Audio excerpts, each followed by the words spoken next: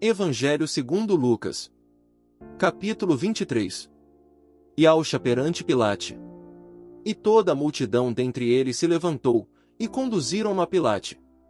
E eles começaram a acusá-lo, dizendo: Nós encontramos este indivíduo pervertendo a nação, e proibindo pagar impostos ao Kaiser, afirmando que ele próprio é o Machia, um rei. E perguntou-lhe Pilate, dizendo: És tu o rei dos Eudim? E Yauxa respondeu: Tu o dizes. Então disse Pilate aos chefes dos sacerdotes e ao povo: Eu não achei falta neste homem. E eles ficaram mais exasperados, dizendo: Ele incita o povo, ensinando ao longo de toda a província de Alda, começando de Galil até este lugar. Ao ouvir Pilate acerca de Galil, ele perguntou se o homem era um galileu.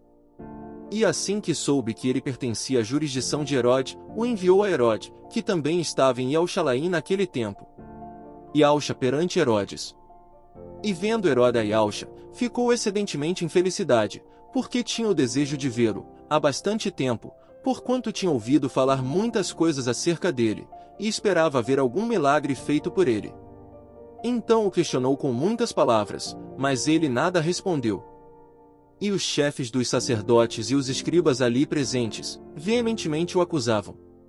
E Herode com seu exército o insultavam, e zombavam dele, e vestiram-lhe uma túnica escarlate, e o enviou de volta a Pilate. E no mesmo dia Pilate e Herode se fizeram amigos, porquanto antes eles estavam com inimizade entre si mesmos. E Yauxa novamente diante de Pilate. E Pilate, quando convocado os chefes dos sacerdotes e os principais do povo, disse-lhes: Vós trouxestes-me este homem, como alguém que ludibria vosso povo. E eis que quando examinado diante de vós, nenhuma falta achei neste homem, concernente a estas coisas do que vós o acusais. Nem mesmo junto a Herode achais falta. Pois eu vos enviei a ter com ele.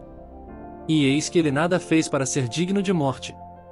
Portanto, eu irei castigá-lo, e libertá-lo. Haja visto que por causa de uma conveniência ele devia lhe soltar alguém por ocasião da celebração. E todos eles clamaram de uma só vez, dizendo: Fora com este homem, solta-nos Luca Barrabás. O qual fora lançado na prisão por causa de uma certa insurreição feita na cidade e de um assassinato. Pilate, portanto, querendo soltar a Yauxa, lhes falou outra vez. Mas eles clamavam, dizendo: Crucifica-o! Crucifica-o!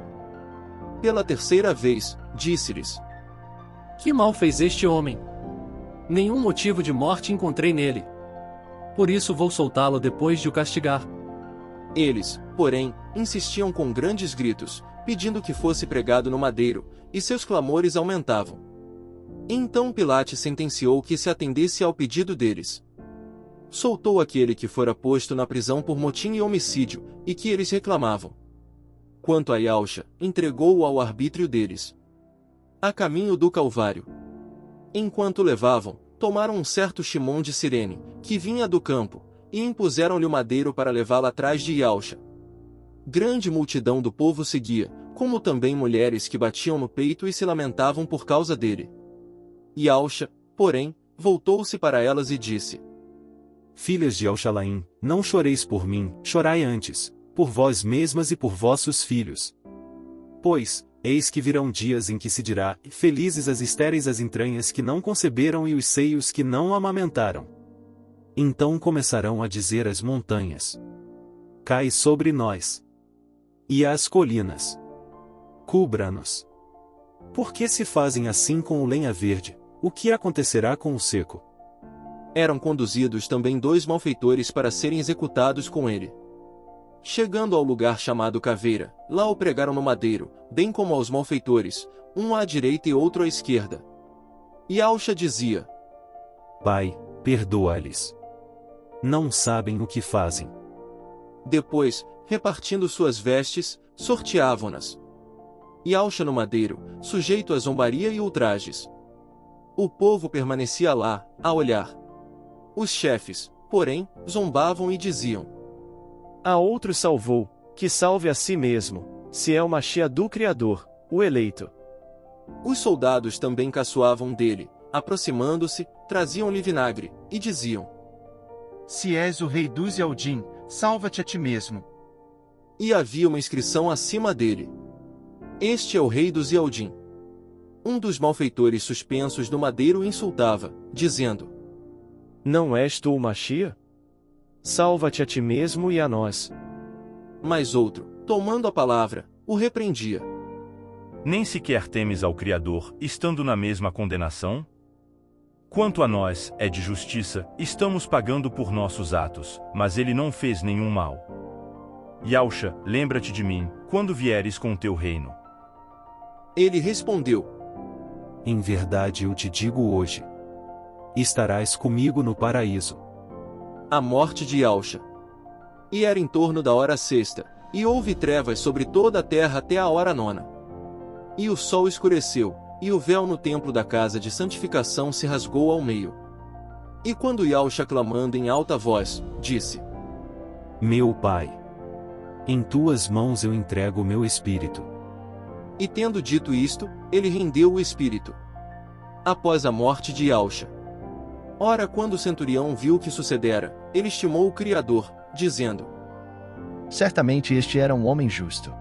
E todo o povo que se aproximara, deparando-se com aquela contemplação, ao presenciar as coisas que sucederam, batia no peito, e retirava-se. E todos os seus conhecidos, e as mulheres que o seguiam desde Galil, permaneciam à distância, presenciando estas coisas. O sepultamento. E eis que havia um homem chamado Iusfi, um membro do Sanhedrin, conhecido como Sinédrio, e era um bom homem justo. Este não tinha concordado com o conselho nem com as ações deles. O mesmo era de Ramataim, conhecida como Arimateia, uma cidade de Alda, o qual também esperava o reino do Criador. Este dirigiu-se até Pilate, e pediu o corpo de Yausha. E desceu Yausha e o envolveu num linho. Colocou Yausha num sepulcro que fora talhado por dentro numa rocha, no qual antes nenhum filho do homem fora sepultado. E aquele dia era o da preparação, e o Shaba se aproximava. E também as mulheres que vieram com ele de Galil, seguiam atrás, e viram o sepulcro, e como seu corpo foi sepultado. E eles voltaram, e prepararam especiarias e ungüentos, e descansaram no dia do Shaba, conforme o mandamento.